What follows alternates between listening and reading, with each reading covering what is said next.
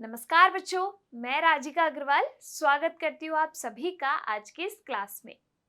यहाँ पर हम पढ़ रहे हैं कक्षा 12वीं का अध्याय नंबर 20 जिसका नाम है आधुनिक कृषि। इसमें पिछली क्लास के अंदर हमने बात की थी हरित क्रांति के बारे में। आज की इस क्लास में हम बात करने वाले हैं उर्वरकों के बारे में, खाद के बारे में और कुछ ऐसे पीड़कनाशियों के बारे में जो फसलों पर लगे कीटों और पीड़कों को नष्ट करते हैं। चलिए स्टार्ट करते हैं। उर्वरक और पीड़क नाशक। उर्वरक में आपके सबसे पहले हम बात करते हैं खाद की, जिन्हें अपन कहते हैं फर्टिलाइजर। क्यों इन खादों का उपयोग किया जाता है? आपने देखा होगा कि समय समय पर खेतों में खाद डाली जाती है। उर्वरक मृदा के खोए हुए पोषक तत्वों को पुनः स्थापित कर देते हैं। जो आपकी मिट्टी है उसमें जो पोषक तत्व मौजूद होते हैं, अगर वो आपके खत्म हो गए हैं तो पुनः खाद डालने से वो पुनः स्थापित हो जाते हैं। इसीलिए उस मिट्टी के अंदर खाद डाली जाती है। कृषक आमतौर से कार्बनिक खादें जो पौधों और पशुओं के अपशिष्ट पदार्थों इत्यादि से बनाई हुई प्राकृतिक खाद है तथा रासायनिक खाद है, दोनों का प्रयोग करते हैं। एक तो देखो क्या होता है कि जो पत्तियां सड़ गल जाती हैं और जो अपशिष्ट पदार्थ है जैसे कि गोबर, उनको मिक्स करके खाद बनाई जाती है जिसको अपन कहते हैं प्राकृतिक खाद, जिससे आपके बायोगैस का उत्पादन भी होता है। तो वो जो आपके जैविक खाद है, यहाँ पर अगर अपन बात करें प्राकृतिक खाद की, तो वो आपके काम में ली जाती है किसानों के द्वारा। साथ के साथ कुछ रासायनिक खाद भी प्रयोग में ली जाती है। रासायनिक खाद में क्या होता है, कुछ ऐसे रसायनों का प्रयोग होता है, लेकिन ये जो रसायन होते हैं ये हमारे स्वास्थ्य के लिए ठीक नहीं होते। देखिए, रासायनिक खादें मुख्यतः निम्नलिखित 3 प्रकार की हैं। देखिए, पहला है आपका नाइट्रोजन युक्त खाद। नाइट्रोजन युक्त खाद में आपके कौन कौन सी आती है? ऐसे उर्वरक जिनमें नाइट्रोजन पाई जाती है, जैसे कि अमोनियम सल्फेट, अमोनियम नाइट्रेट और यूरिया। ये आपके क्या है? नाइट्रोजन युक्त खाद है। अगर अपन बात करें फॉस्फेट युक्त खाद की, जिनमें फॉस्फेट पाया जाता है, उदाहरण ammonium phosphate, calcium dihydrogen phosphate जिसको अपन सुपर फॉस्फेट कहते हैं। और तीसरा जो है वो अपनी है पोटेशियम युक्त खाद, जिनमें पोटेशियम पाया जाता है, उदाहरण है पोटेशियम सल्फेट और पोटेशियम नाइट्रेट। ये क्या है? आपकी रासायनिक खादें हैं। नाइट्रोजन युक्त खादें पौधों को विकसित करने में सहायक है।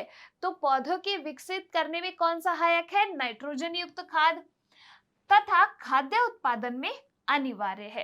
परंतु इनका प्रयोग बुद्धिमत्ता से होना चाहिए, क्योंकि अगर यहाँ पर आवश्यकता से अधिक रासायनिक खादों का आप प्रयोग करेंगे तो ये मिट्टी की गुणवत्ता में भी कमी लाएगी वक्त के साथ, और हमारे स्वास्थ्य पर भी विपरीत प्रभाव डालेगी।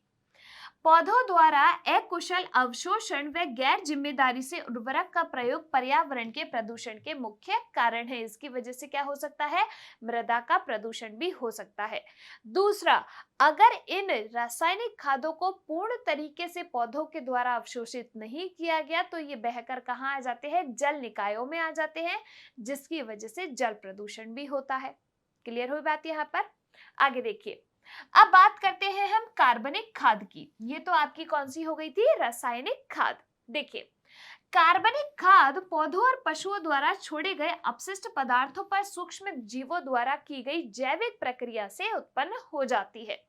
जो आपकी सड़ी गली पत्तियां हैं और जो चौपाया जानवरों के अपशिष्ट पदार्थ होते हैं, गोबर, उनको मिक्स करके ये खाद आपकी तैयार होती है। वो जो गोबर है उसके अंदर मीथेनोजन बैक्टीरिया होता है, जिसके द्वारा यहाँ पर ये खाद बनती है और उसी के द्वारा आपकी बायोगैस भी बनती है। इसको खाद या कंपोस्ट भी कहा जाता है। कार्बनिक खाद पर्यावरण, भूमि और जल को किसी प्रकार से प्रदूषित नहीं करती है, तो इसीलिए रासायनिक खाद की जगह किस खाद का प्रयोग करना चाहिए? कार्बनिक खाद का प्रयोग करना चाहिए। आगे देखिए, अब बात करते हैं कीटाणुनाशक यानी कि पीड़कनाशियों की। ये क्या होते हैं? जब फसल उगाई जाती है तो उस पर कीड़े भी लग जाते हैं। अब इन कीड़ों को इन पीड़कों को मारने के लिए कुछ ऐसे रसायनों का छिड़काव किया जाता है जिसकी वजह से पीड़क मर जाए। लेकिन ये रसायन खाद्य श्रृंखला के माध्यम से उच्चतर जीवों के अंदर चले जाते हैं, उनके अंदर इकट्ठे होते हैं। इसको अपन कहते हैं जैव आवर्धन। जैसे अगर अपन बात करें कि डीडीटी है, डीडीटी का छिड़काव किया जाता है फसलों को सुरक्षित रखने के लिए पीड़कों से। लेकिन इसके छिड़काव से क्या होगा, ये पौधों की पत्तियों पर रह गए और फिर वो आपके खाद्य श्रृंखला में क्या हो जाते हैं, एंटर कर जाते हैं। और जो उच्चतर जीव है जिनको कोई और नहीं मारता, उनके अंदर इनकी मात्रा बढ़ जाती है, जिसको अपन क्या कहते हैं, जैव आवर्धन कहा जाता है।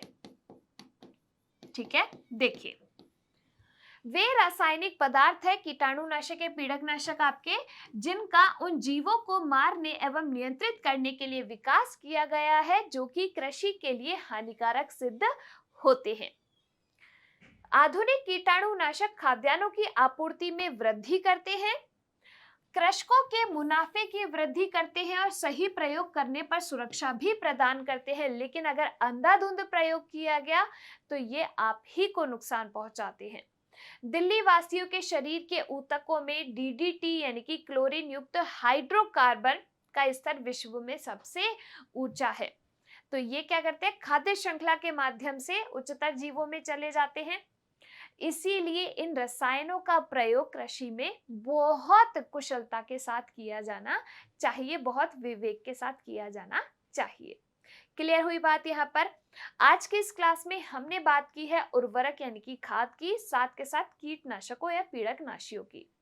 उर्वरक खाद क्या करती है, जो कि मिट्टी की पोषक तत्व जो खो गए हैं उनको वापस लाने में मदद करती है, यानी कि पुनर्चक्रित करती है, पुनर्स्थापित करती है।